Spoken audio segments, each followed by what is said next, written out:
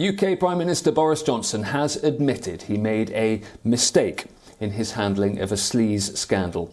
He's faced fiery question sessions from lawmakers in Westminster. One, a quizzing of 2 hours by the House of Commons Liaison Committee. A major focus there was the case of Owen Paterson, the former Conservative MP found to have been involved in paid lobbying. Boris Johnson says his initial attempts to defend Mr Paterson were an error. Scope for cross-party. I think it was a very sad case, but I think there's no question that he had fallen foul of the rules on paid advocacy as far as I could see from the report. I think the question that people wanted to establish was whether or not, given the particularly tragic circumstances, he'd had a fair right to appeal. He had an appeal. His appeal was heard endlessly, both by the committee. Yes, but Mr. Brown, I wish to restate that informing the impression that the former member for North Shropshire had not had a fair process, I may well have been mistaken.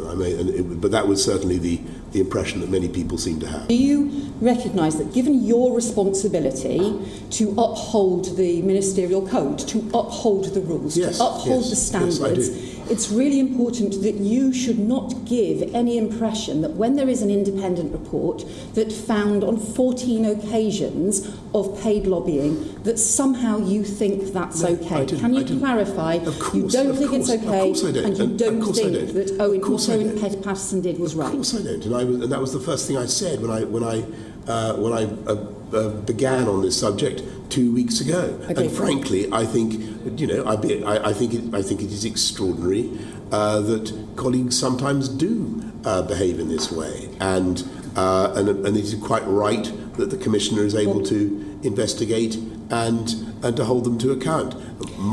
I think I've always sought to do, and I think the committee will agree that I've accepted that it was a mistake and that it was my mistake. All we wanted to do was to see whether, in view of the particular and frankly tragic circumstances of the case, there was any scope for cross-party agreement on an appeals process. That was all we were trying to do.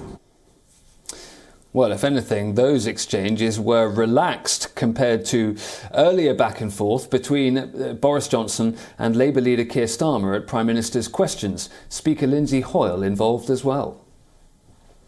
I don't want to fall out about it. I've made it very clear. It is Prime Minister's questions. It's not for the opposition to answer your question. Whether we like it or not, those are the rules of the game that we're all into, and we play by the rules, don't we? And we respect this House, so let's respect the House. Prime Minister, sit down! Prime Minister, I'm not going to be challenged. You may be the Prime Minister of this country, but in this House, I'm in charge, and we're going to carry on. Mr. Speaker, when somebody in my party misbehaves, I kick them out. When somebody in his party misbehaves, he tries to get them off the hook. I lead, he covers up. Let's try another issue. We know that Owen Paterson was a paid lobbyist for Randox. We know that he sat in on a call between Randox and the minister responsible for handling health contracts.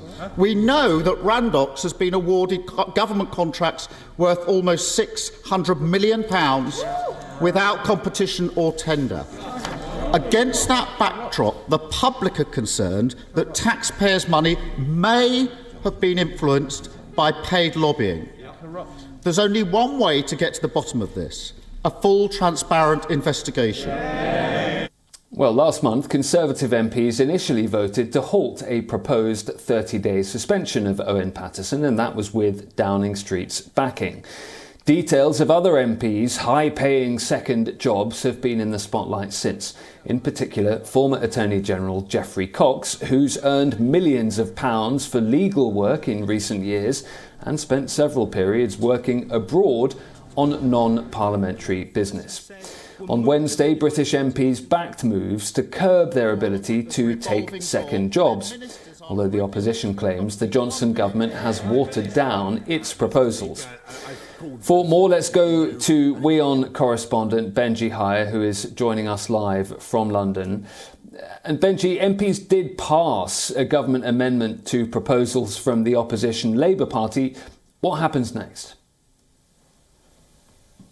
Well, straightforwardly, Ollie, these new rules are not settled for another 10 weeks or so, and so this argument will be taken into next year because the committee in charge of all this needs to assess it and then introduce those rules.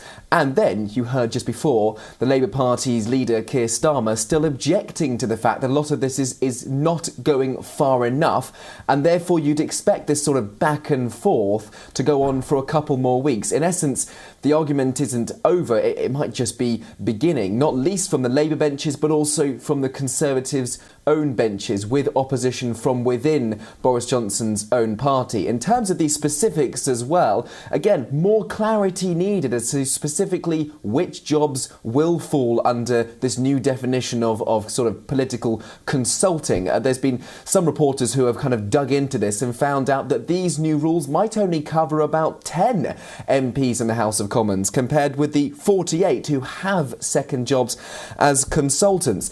The reality for Boris Johnson is that there is going to be a difficult autumn and winter ahead. Aside from this sort of crisis, he's got to face a potential rise in COVID-19 cases, economic woes too, rising inflation, potential tax rises, potential interest rate rises. And what he needs, what he doesn't need, I should say, is more division in the House of Commons within his own party on matters like this. So it is a priority for the Boris Johnson government to try to heal those divides and put an end to this matter rather than to see it drag on through until the start of 2022.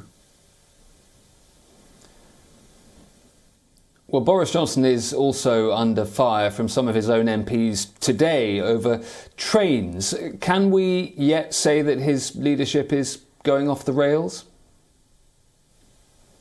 Yeah, he is under pressure, Ollie, and I think that it's worth setting out just very briefly what all this means. Essentially, it's a controversial discussion around a new high-speed rail route that's linking London to the north of England. It was proposed many years ago.